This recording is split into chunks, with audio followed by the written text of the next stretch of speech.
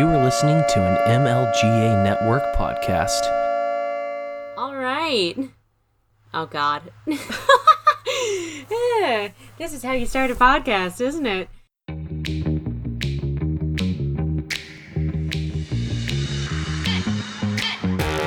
Welcome to Voluntary Vixens, where Jesse and Maddie give a female voice to news and pop culture with a libertarian twist. Join us to stay informed and challenged while keeping it sane, peaceful, and most importantly, voluntary. My name's Maddie, and this is the Voluntary Vixens podcast. I'm here, burning sage, drinking my kombucha, joined by my lovely friend down south and co-host Jesse. Jesse, how are you doing today? I'm doing very well. How are you? Good. I'm doing all right.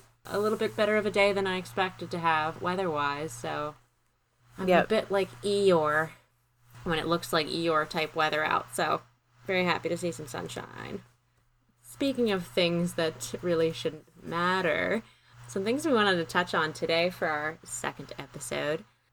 Things we were sort of watching pop up in the media and seeing how there's almost like two worlds that exist. There's reality, and then there's this pseudo-reality where people might tend to find themselves. It might be spending too much time on the internet where it doesn't seem to be real life. It seems to be more this like clown world where everybody's a victim, everybody's upset about it, and then there's reality where you go out in the street and generally get along with almost anybody unless you're actually a piece of human garbage.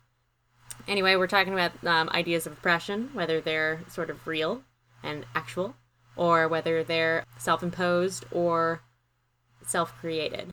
Jesse's going to take it from here because this is a little bit outside my realm of expertise, but I think you provide some good insight. So recently, if you work in the healthcare field, you've probably heard about Maureen Walsh.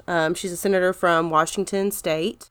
She was caught making some statements about nurses playing cards. Oh, no. Yeah. And if you know anything about nurses, the last thing you ever want to do is call a nurse lazy. So everybody lost their minds, and they even, on Facebook, they created a whole secret group that I ended up getting pulled into, and it was just talking, just everybody complaining about this woman.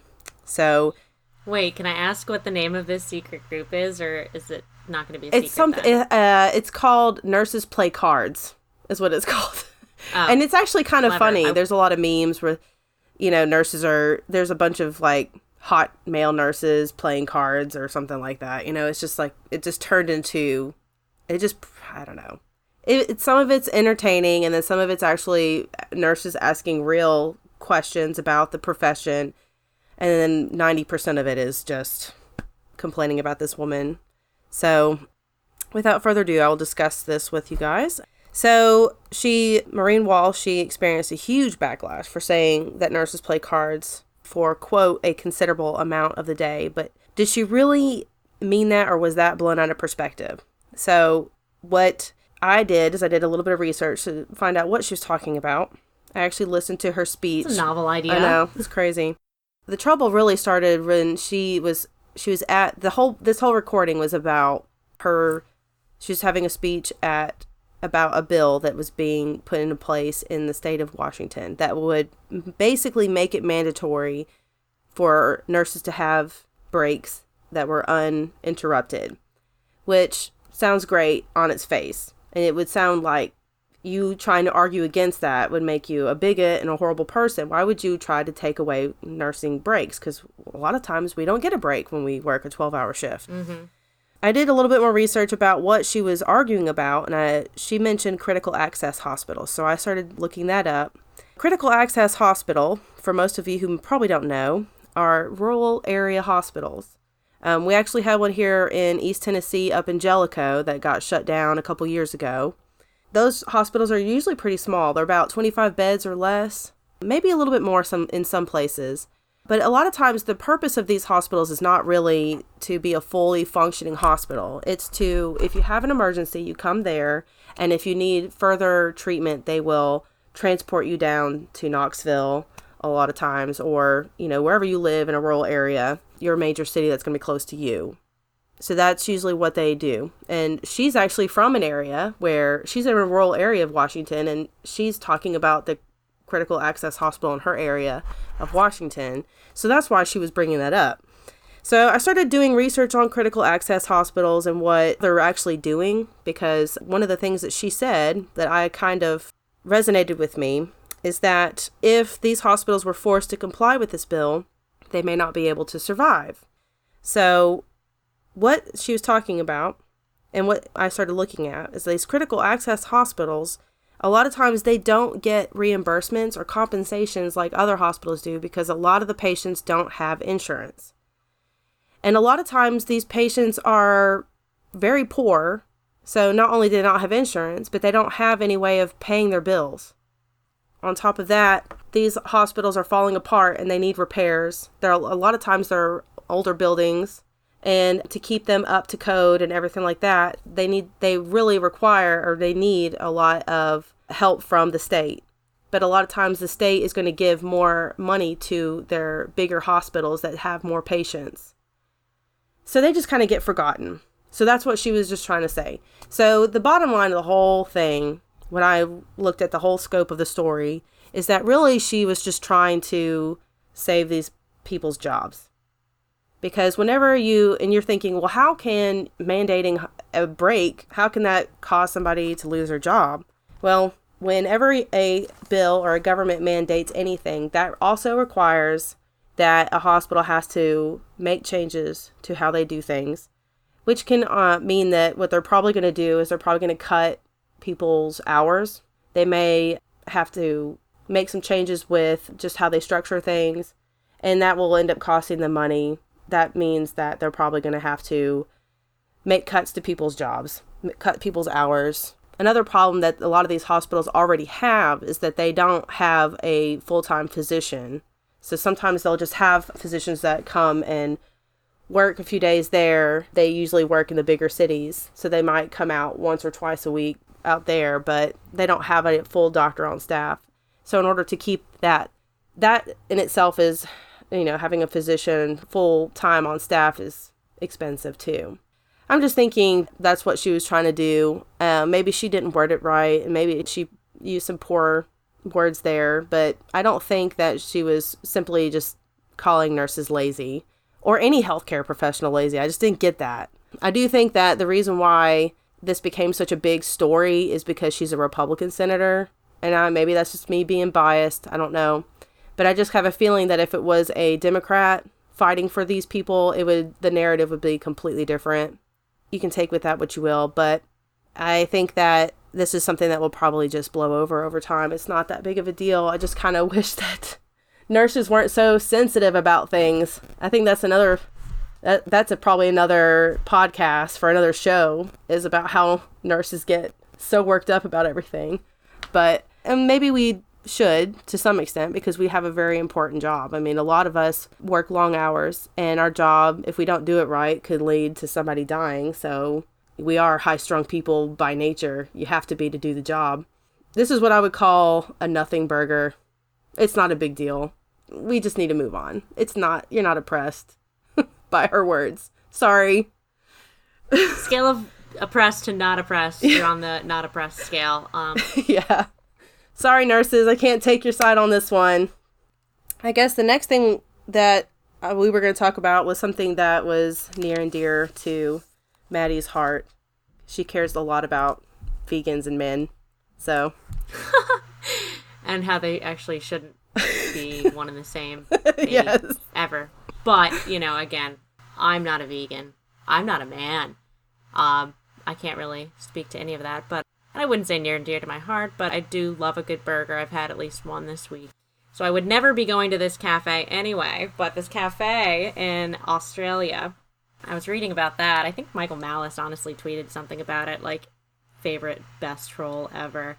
And so it's just something I thought that was funny and kind of fit in our theme of what's actual oppression versus what's fake oppression. And so I'll let you kind of figure out which category I'll put this in. I guess what the idea of this restaurant was that they, one, would give priority seating to females.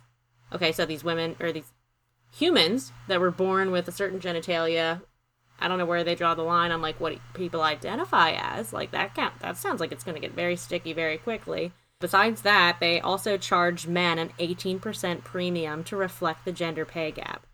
Okay, so, like, don't even get me started on the gender pay gap. They have to do, like, wait, they're paying that percentage to just sit and think about it? Like, what does that mean? So I sit and think about it. Like, that's what I think of. You're going to sit here and think about why you supposedly make more money than we do. So, no, like, what it seems like, they would charge an additional 18% on top of a male bill. It's like, well, what if the male is treating the female? Like, does he get a discount? Does it drop down to 8-9% because it's only half a male party? I don't know. It sounds more like virtue signaling than actually like a well thought out economic plan. And the reason I say that is because guess what? It, is about 2 years in and it's closing. So, shocker there. Oh my God.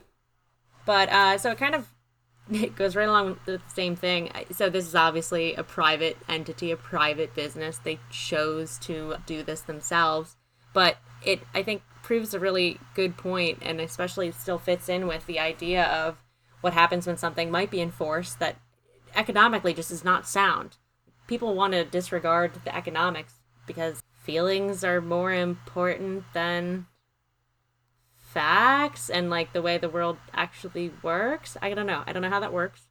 Obviously, if you were a man and you happen to be a vegan and at one point really enjoyed attending this restaurant, you wanted to go get your black bean burger or sweet potato fries. I mean, that probably, once in a blue moon might be tasty.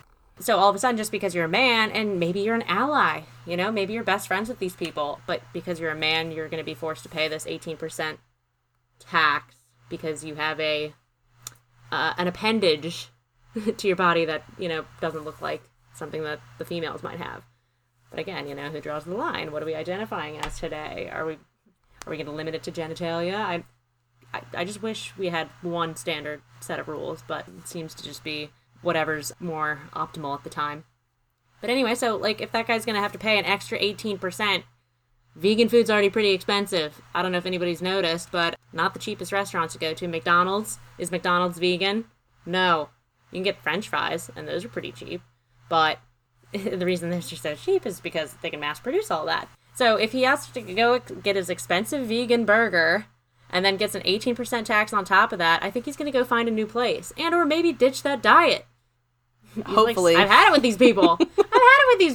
Here I am trying to be friends with everybody, try to be nice to animals, try to not eat animal byproducts. And, just because I have a penis, I'm getting charged 18% more than the female that, might be... I don't want to disparage her. This ideal female.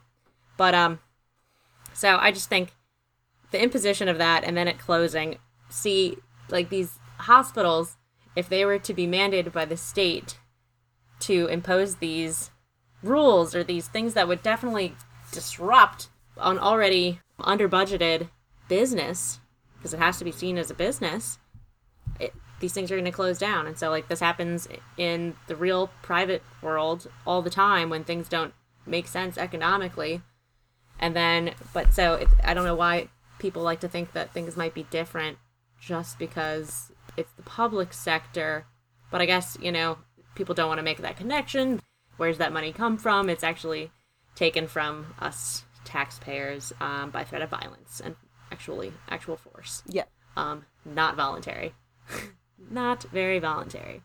But anyway, that was another... It's a perfect example of how that model just is not going to work in general. Like, whenever you choose a group of people that you choose as your villain and you discriminate against them, they're not going to stay and they're not going to bring money into your system. I mean, that's just the truth. They're not going to stick around and get lambasted for having a ding-dong. Exactly. I was going to talk about another article. And, of course, we talked about how we wanted to find some silly articles and we wanted to find some serious articles. So when I was thinking of silly, I looked up Huffington Post. So my silly article is about Amy Poehler. And if you guys know who Amy Poehler is, then you'll know who I'm talking about. She was one of the comedians on SNL. She's Tina Fey's BFF. She's went through kind of a messy divorce. Well, I guess I wouldn't say it messy, but she went through a divorce with, I can't remember her ex-husband's name, but I loved him because I love that show that he was on, which I can't. Parks and Rec?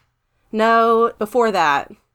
It's the one with, oh gosh, I can't remember the name of the show now. It doesn't matter. And yeah.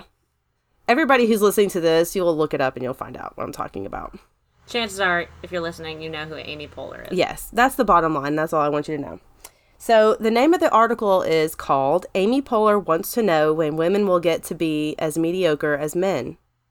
And then there's a subtitle that says, Do we have to always be patient, special, nurturing, and adaptable? That's just ridiculous. But anyways, some more quotes that she says.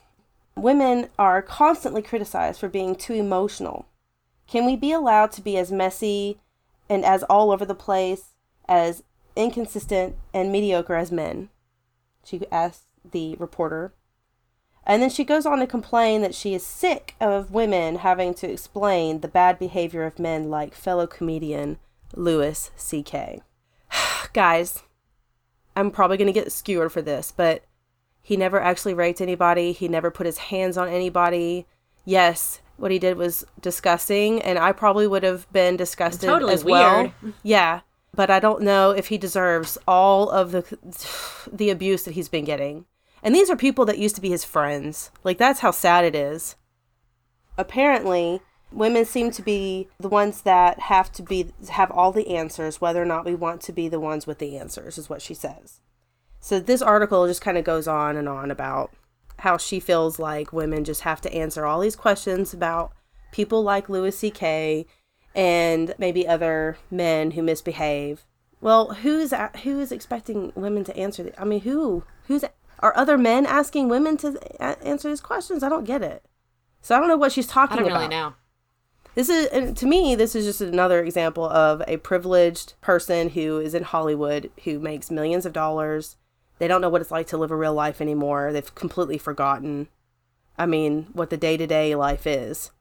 And, I don't even know what to say about that, because it's just I don't even relate to her in any way whatsoever. So to me, this is kind of like reminiscent of just the stuff that we see and we hear all the time in the media. This is on Huffington Post, okay?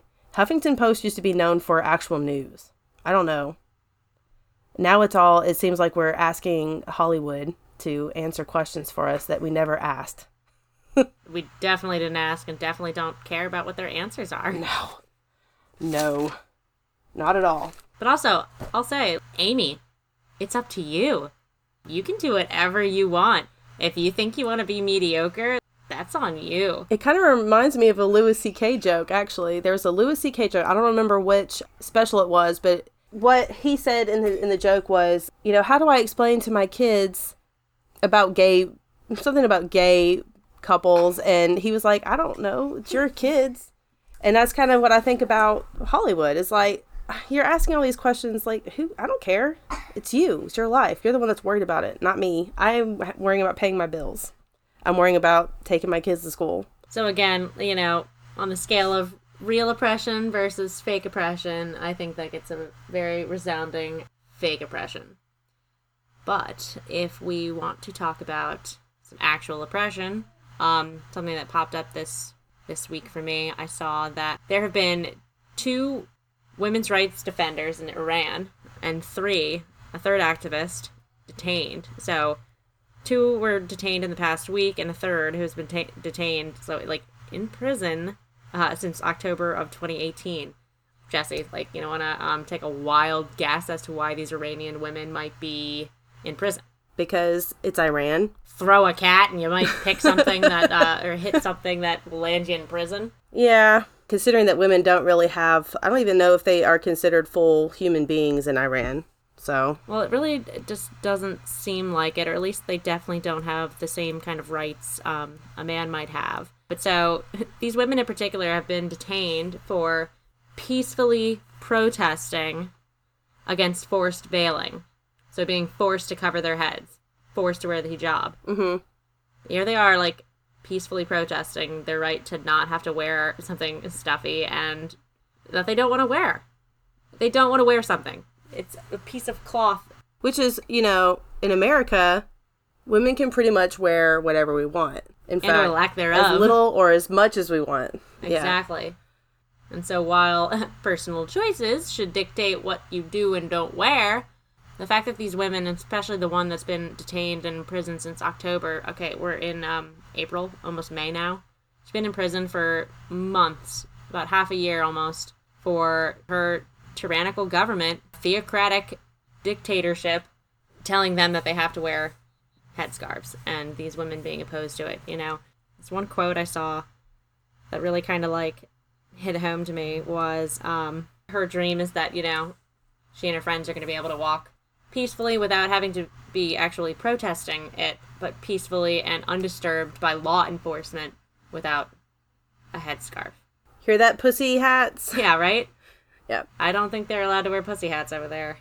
I really doubt it. I would almost guarantee they probably can't. No. And that just kind of goes with, that just flies in the face of everything that these women protest at the pussy hat brigades, is that, they talk about all the things that they aren't allowed to do, but they can wear whatever they want. They have movie stars cussing and complaining about men and even threatening to destroy the White House, and nothing happens to them. But women in Iran simply just don't want to wear a headscarf, and they get put in jail. Yeah, no, it's like that compared to the things people want to complain about here. I don't even have patience for it. I don't either. And then, like, a lot of these protesters, like, good, go protest, whatever. I'm probably going to be at work that day. I've got things to do, like run a company or two, of my own free will. But a lot of people, when asked, a lot of these female protesters, when asked here, like, what in particular, what rights are being withheld from you? Like, what is actually at stake for you or the minorities that you claim to represent, that you think you're just, like, such a good person because you're out there fighting for the little guy or the little girl, I should say. They honestly, just video after video and real life conversation, I know what an empty idea is.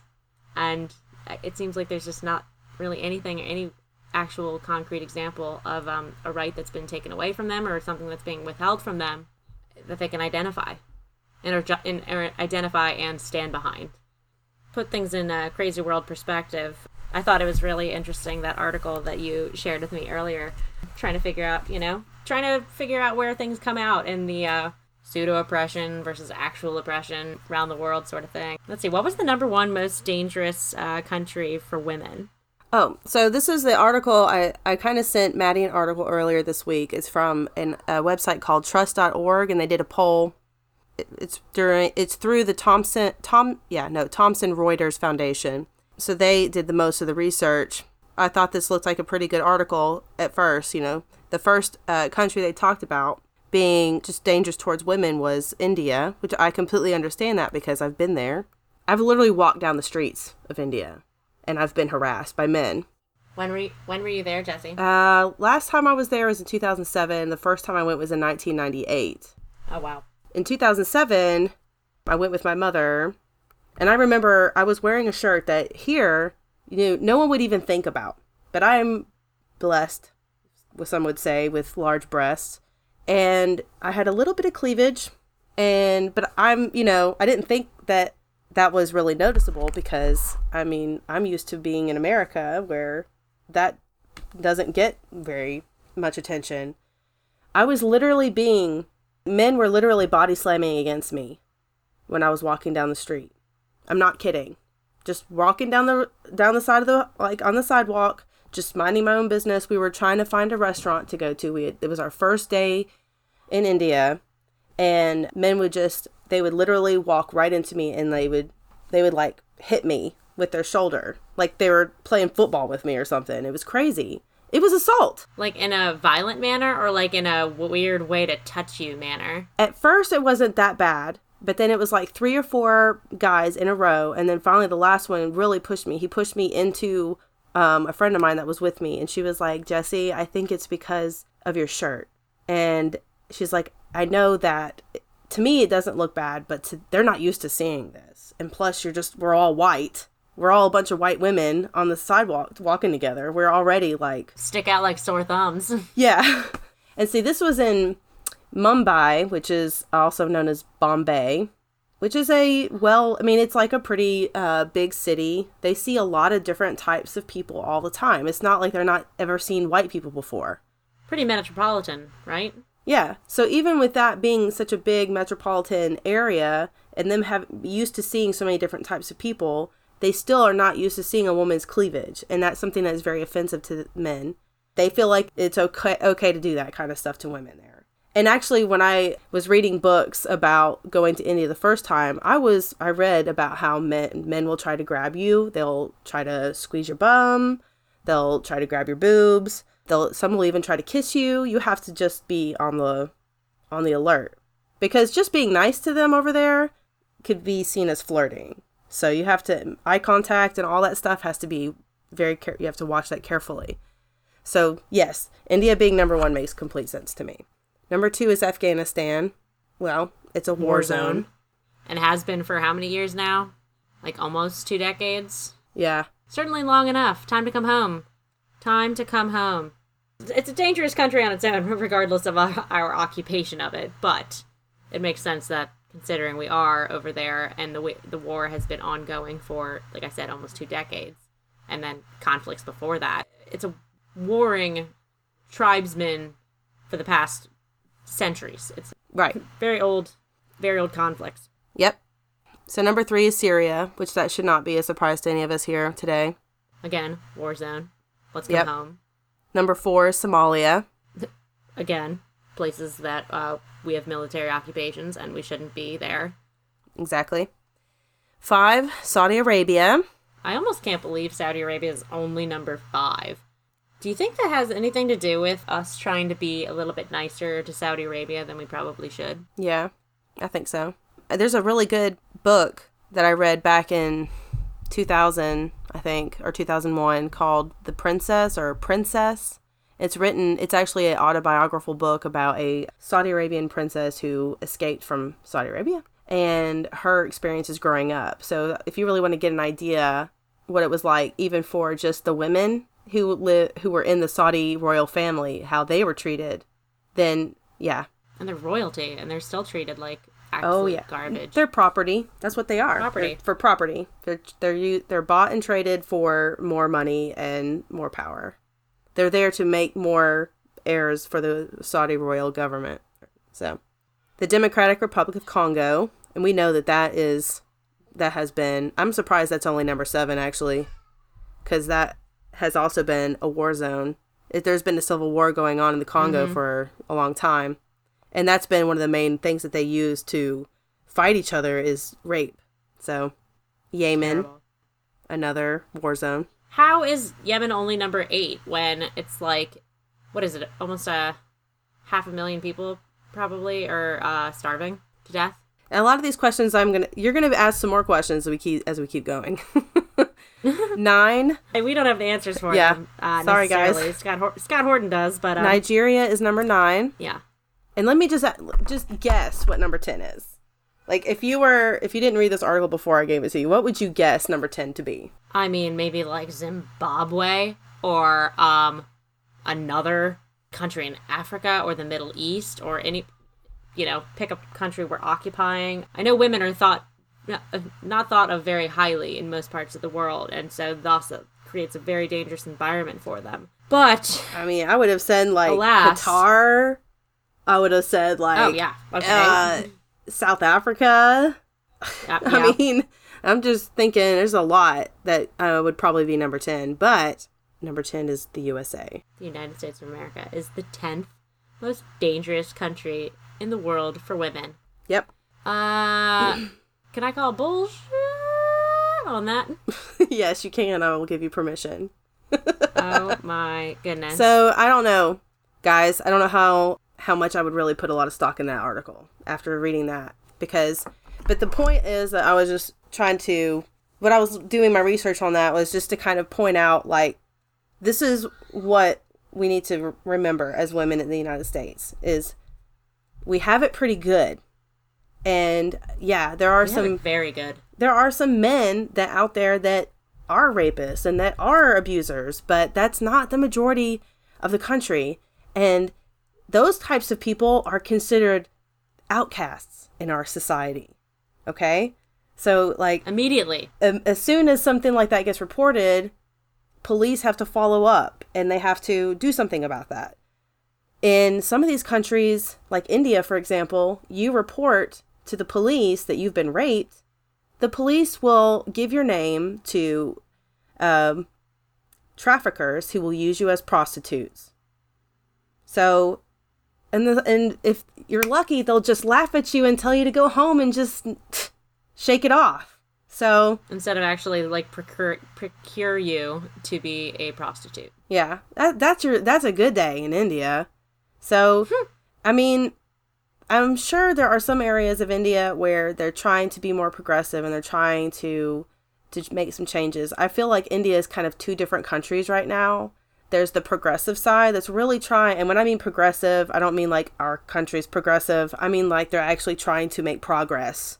They're trying to move in a direction where human rights are going to be part of that. And then there's and number one. Yeah. And then there's the old issue. School India that wants to just stay in the back where men are still the powerful ones and call the shots and in a caste system. Yeah. And the caste system is alive and well still in that country. So even though they tell you that it's been outlawed, they will make a lot of decisions based on your caste. If you want a job, if you want to go to university, if you want to get married, all of that depends on your caste. So I'm just saying, we need to just be lucky.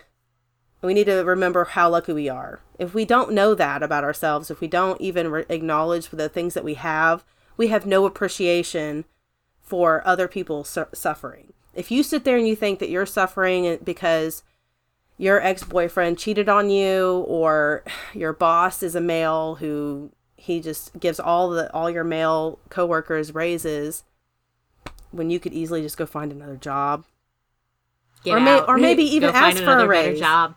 Ask for a raise. But the but the thing is, you can't really say that you care about women when you don't even remotely try to do something for these women in these other countries. I don't like hearing that. Madonna, I'm talking to you. I'm talking to what's her name? I can't remember. But, I don't know. You pick one. Lena Dunham. Any of them. Where do you want me to go? Amy Poehler. Author. Tina Fey. All of you who talk about how much you care about women, put your pussy hats on and you go march in January every year. Go do something in India, please. Because you know what? As much as I talk down on India, I love that country. I love Indian people. I think their culture is amazing. Their food is the best. The food is the best. I actually I like Arab culture too. And I like Arab food. So go, please. If you want to make a difference, do something there. But quit complaining about Louis C.K. too, please. Please, for the love of God, stop complaining about Louis C.K. He's funny. I'm ready for more Louis jokes. I'm sorry.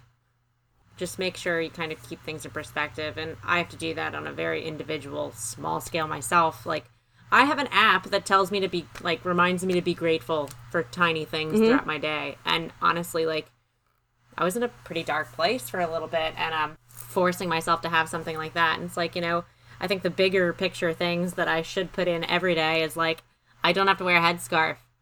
And, or, like, even if I don't have to. Like, if I wanted to, and if I was a practicing Muslim and I decided to wear one, it's my choice. I'm able to practice my religion freely. But to not be able to choose what I want to or not to wear, I mean, like, we can get off on another tangent of, like, public indecency laws later. But, again, like, really, who cares, honestly, if you're not harming another person or, you know, stealing their property or destroying anybody's property. But yay, nudist colonies. Just kidding. I wouldn't attend. Every year, for the past few years, I've always posted like something on Facebook or Instagram about the Armenian Genocide around this time of year, because April 24th is the anniversary. This will be the 102nd, I believe. It's been 102 years since the Armenian Genocide. And I just want to say something about like the Armenian Genocide. It's like, I didn't learn about that until post-college, and me being a podcast freak, I had to learn about this kind of thing myself. And I think if you want, you might want to touch on how it's something that seems to be brushed under the rug every chance possible. Yeah. But it's actually an atrocious event in human history, and a recent, very modern human history, like 100 years ago, like you said, a little bit over 100 years. And it's something that most people don't know about. Yep, just think World War I, because this is when it was happening, was during that time. Which is probably why it got swept under the rug, because all of Western Europe and America was involved in this big world war. So they didn't know about this. They weren't privy to all this information. And back then, it took a long time for information to get out. And the people who were reporting on it were German missionaries over there. They were the majority of the people that were taking pictures and sending in articles about it.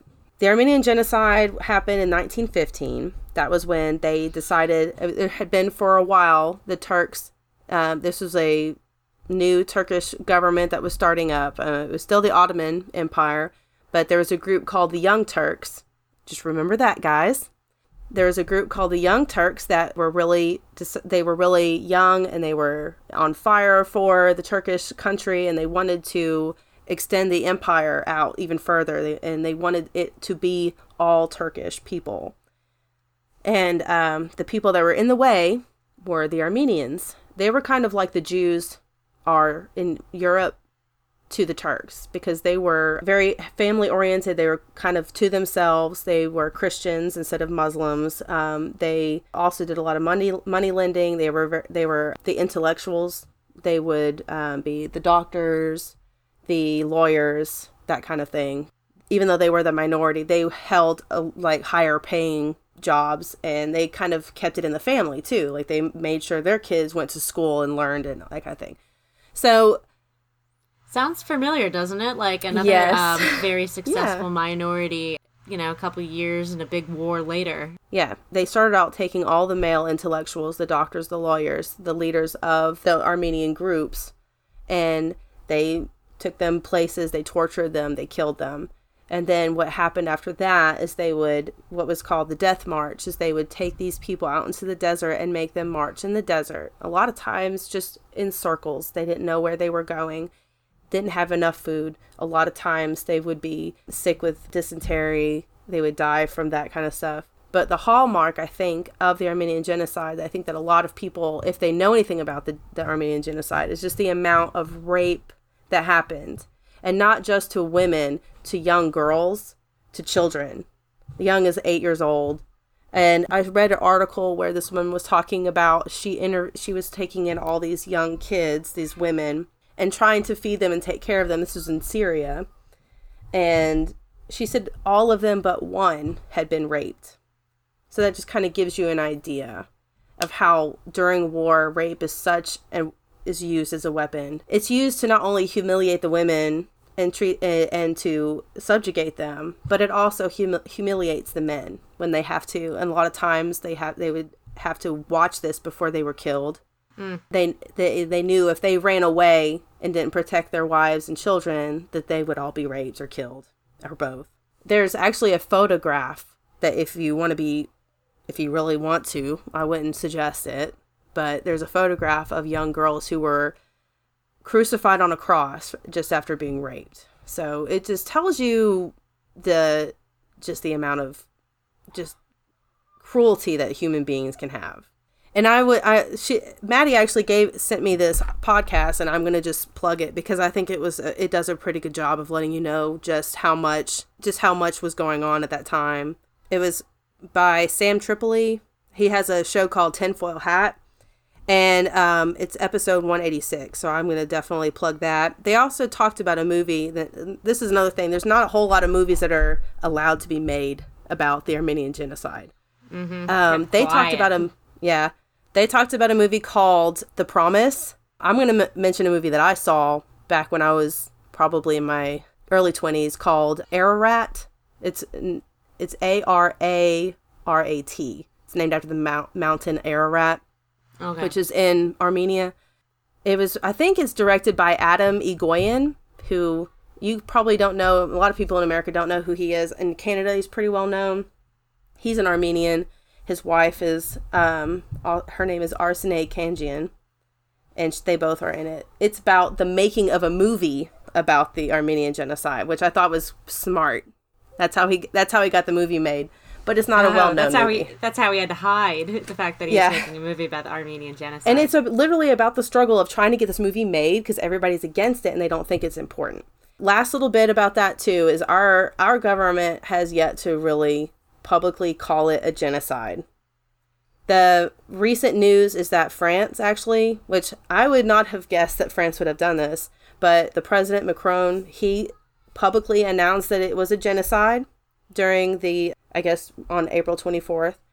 And the president of Turkey was pissed and threatened to take away all their funding and their trade deals and everything. But then a few days later, I think they came back and did that and agreed to that. So maybe this will be a lesson to Trump to go ahead and just call it what it is and not be afraid of what the retaliation you're going to get from Turkey, because they need us more than we need them anyways. Absolutely. I don't think we should ever forget that.